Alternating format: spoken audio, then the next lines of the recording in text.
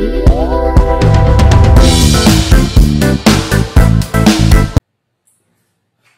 नमस्कार, मैं मनोज यादव एक बार फिर से स्वागत करता हूं आप सभी का अपने इस YouTube चैनल पर। दोस्तों पिछले जो लेक्चर में हम लोग बात कर रहे थे, जो हमारा टॉपिक था वो था एक्चुअली हम लोगों ने बात करी थी पीडीबी वर्क या वर्क ट्रांसफर के बारे में, और जिसमें हम लोगों ने पीडीबी वर्क का जो फार्मूला था उसको भी डिराइव किया हुआ था। तो आज का जो हमारा ये नया टॉपिक है वो रिलेटेड है एक्चुअल में जो उसका बाकी का पार्ट बच गया था हीट ट्रांसफर का या हीट का, उसके बारे में बात करेंगे। ठीक है, तो जो भी लोग आज हमारे चैनल को नया विजिट कर रहे हैं तो प्लीज आपसे रिक्वेस्ट है कि प्लीज चैनल को एक बार सब्सक्राइब जरूर कर दें, बेल आइकन भी दबा दें ताकि आपको टाइम टू टाइम वीडियो का नोटिफिकेशन मिलता रहे।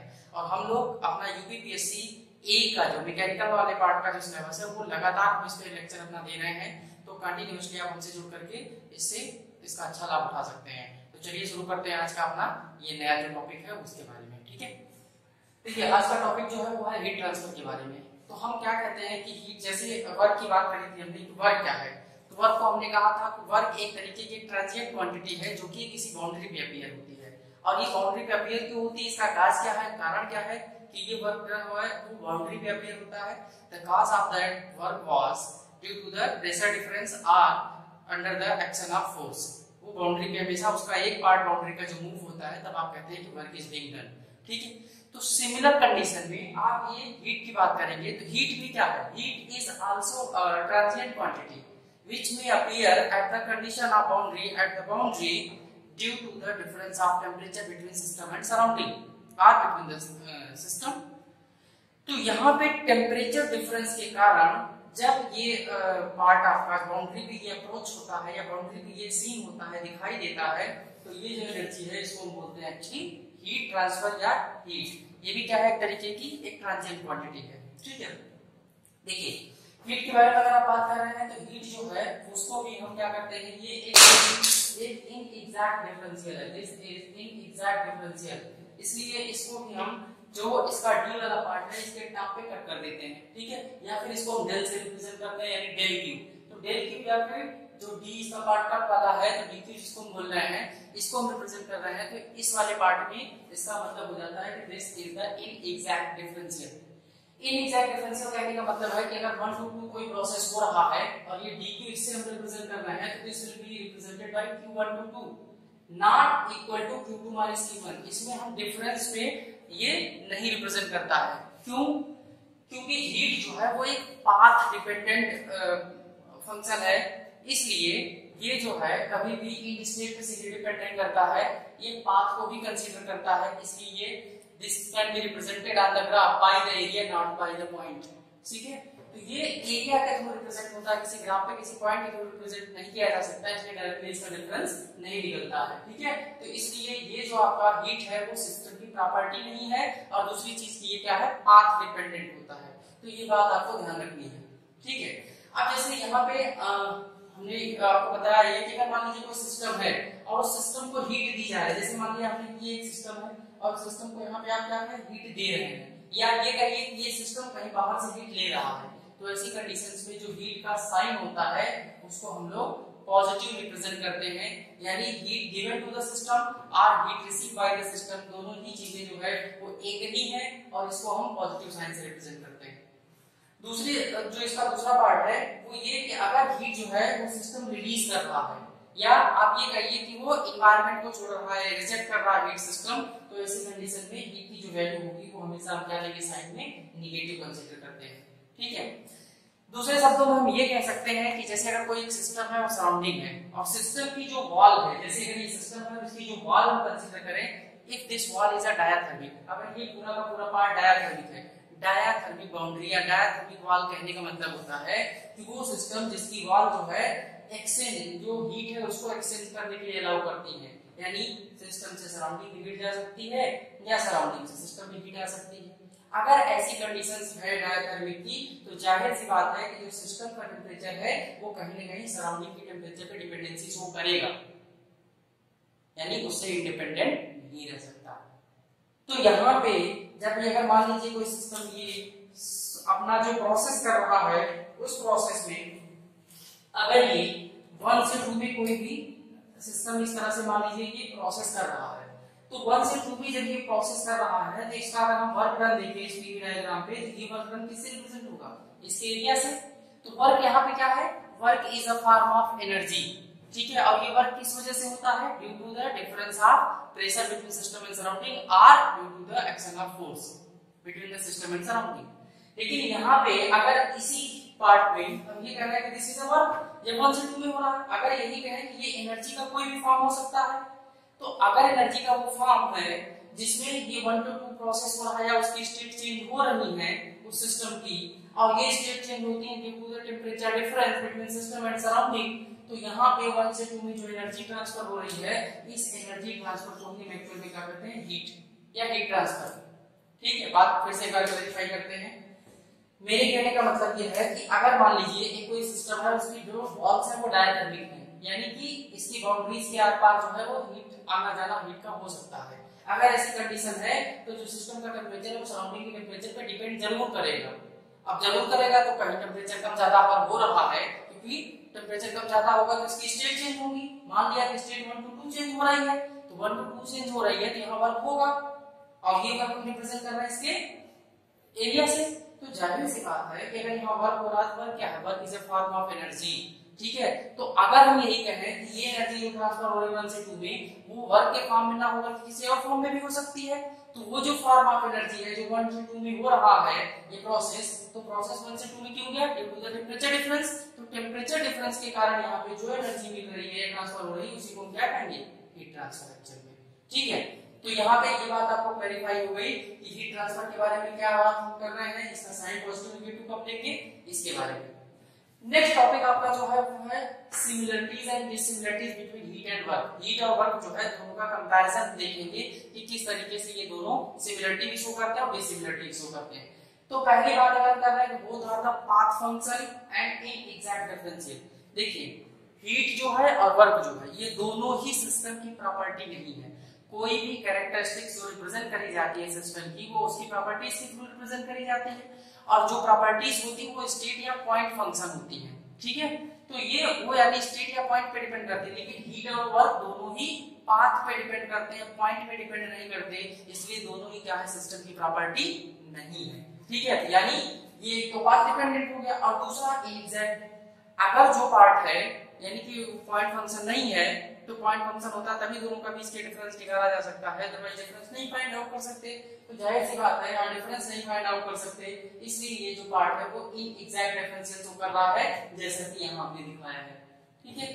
सेकंड पार्ट है both are associated with the boundary phenomena, यानी हीट भी आपको बाउंड्री पे ही अपीयर होती है और वर्क भी बाउंड्री पे अपीयर होता है, ठीक है। ये दोनों फिनोमेना आपको तभी पता चलेंगी जब उसकी बाउंड्री कंडीशंस को आप देखेंगे, ठीक है।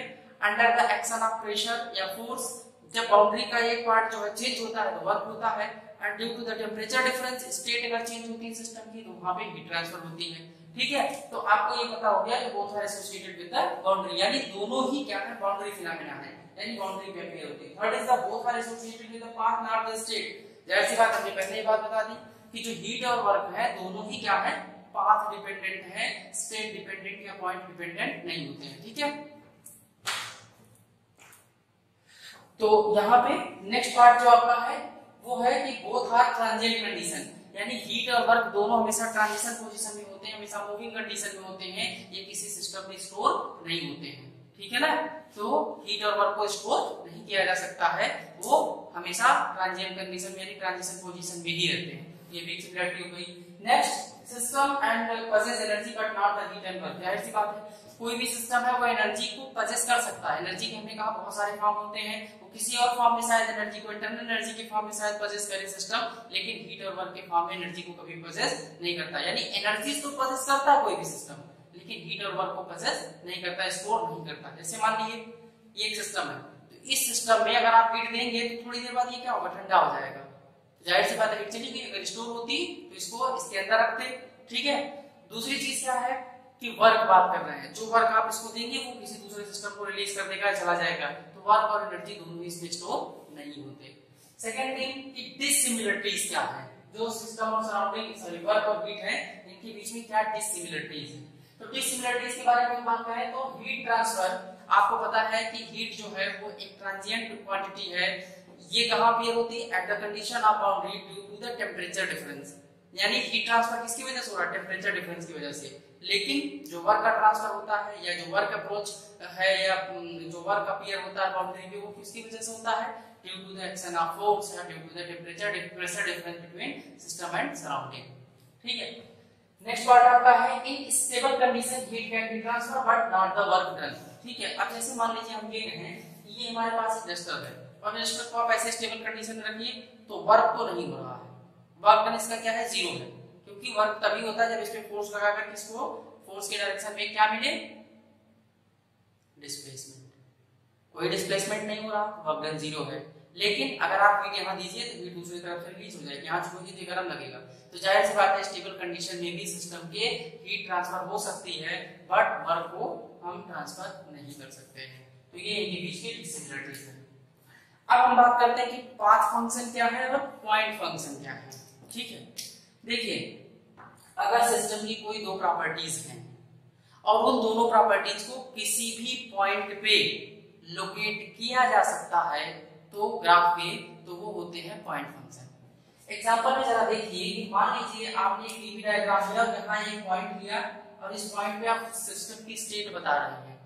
ठीक है, तो सिस्टम की स्टेट बता रहे हैं, इसका मतलब इस पर्टिकुलर पॉइंट पे आप अगर देखें तो यहाँ का प्रेशर कितना है ये आपने बता दिया, यहाँ का वॉल्यूम कितना है ये आपने बता दिया। ठीक है, तो प्रेशर और वॉल्यूम दोनों ही आप इस पर्टिकुलर पॉइंट पे रिप्रेजेंट कर पा रहे हैं, इसलिए ये क्या है? ये जो है वो रिप्रेजेंट कर रहे हैं हमेशा, ये दोनों ही रिप्रेजेंट करेंगे, ये प्रॉपर्टीज हैं। ठीक है, और अगर यही चीज ग्राफ पे हम रिप्रेजेंट नहीं कर पाते हैं तो वो क्या होगा? उनको हम कहेंगे कि ये पाथ फंक्शन है, पॉइंट फंक्शन नहीं है। जैसे एग्जांपल के तौर पे देखें कि मान लीजिए कोई एक सिस्टम है जो 1 to 2 में जा रहा है। ठीक है, तो 1 से 2 में इस प्रोसेस के होने के 3 रास्ते हो सकते हैं। मान लीजिए थ्रू ए हुआ, थ्रू बी हुआ, थ्रू सी हुआ। ठीक है, तो अगर ए से बी वाले ए वाले पार्ट में जा रहा 1 से 2 में, इसका एरिया अलग होगा, इसका वर्क डन अलग होगा, क्योंकि वर्क डन जो होता है वो पीवी डायग्राम पे उसके एरिया से रिप्रेजेंट होता है। ठीक है, यानी कि अगर हम बात करें तो ये पूरा पार्ट ही कवर करेगा। ठीक है, ए वाला। अगर हम बी से कहें तो ये इतना पार्ट छोड़ देगा, इसका एरिया कम हो गया। सी से कहें तो इसका एरिया कम हो गया।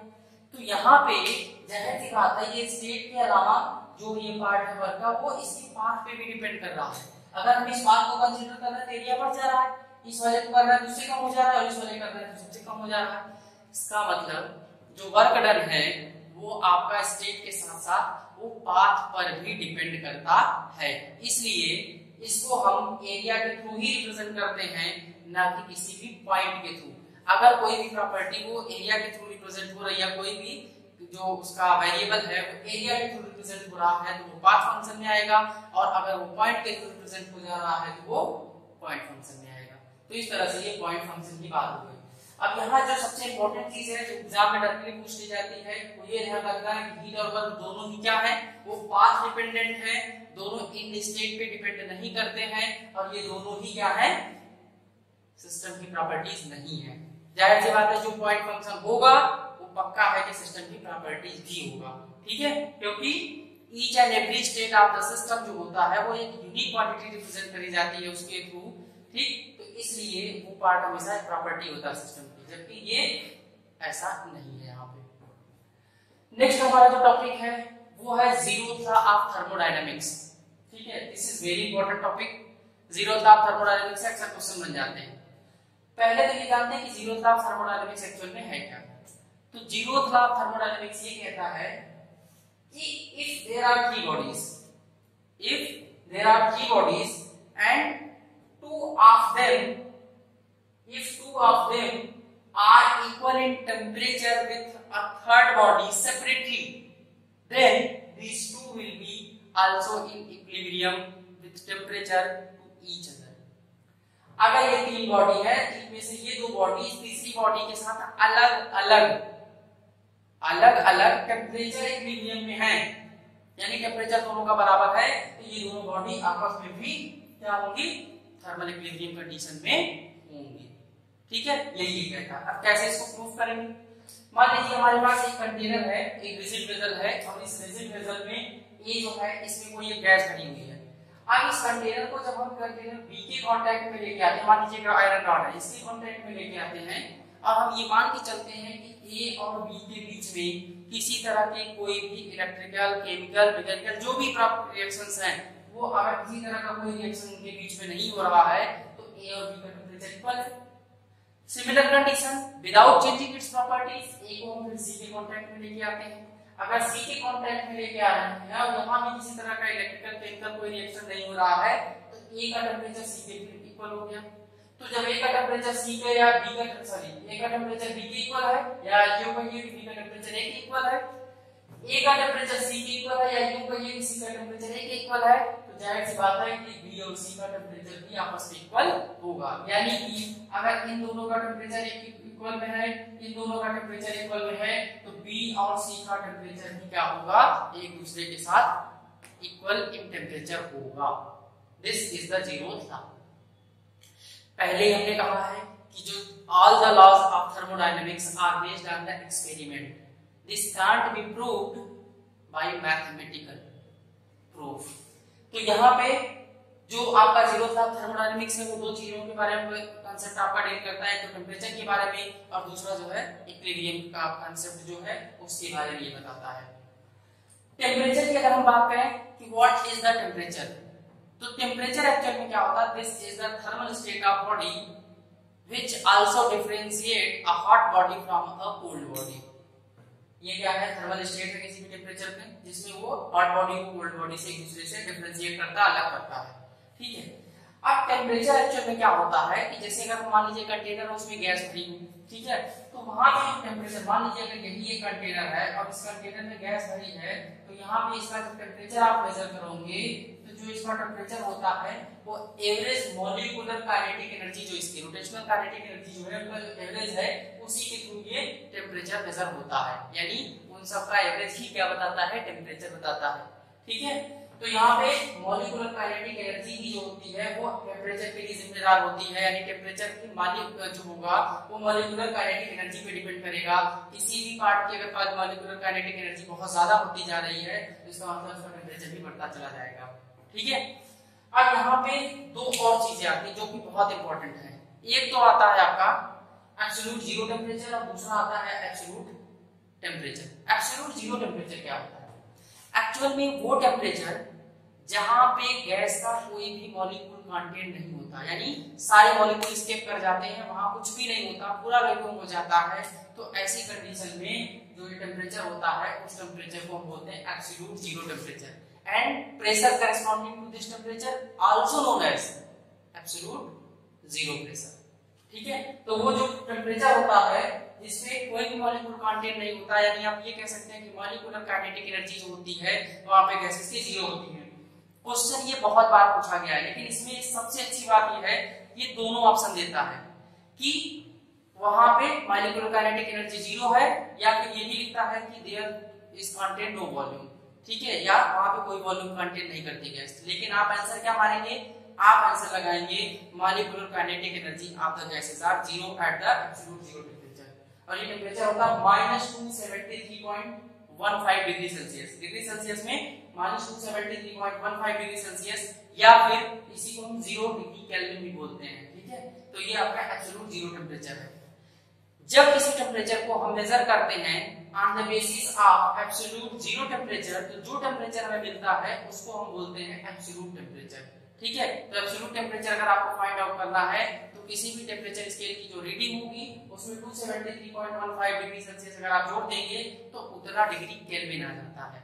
ठीक है, तो ये हमेशा बताता है एब्सोल्यूट टेम्परेचर। हमेशा ध्यान रखिए टेम्परेचर को मेजर करने के लिए हम बेसिकली दो चीजें यूज करते हैं। अगर लो टेम्परेचर मेजर करना है तो थर्मोमीटर यूज करते हैं, और जो हायर टेम्परेचर होता है उसको मेजर करना होता है तो उसके लिए पायरोमीटर यूज करते हैं।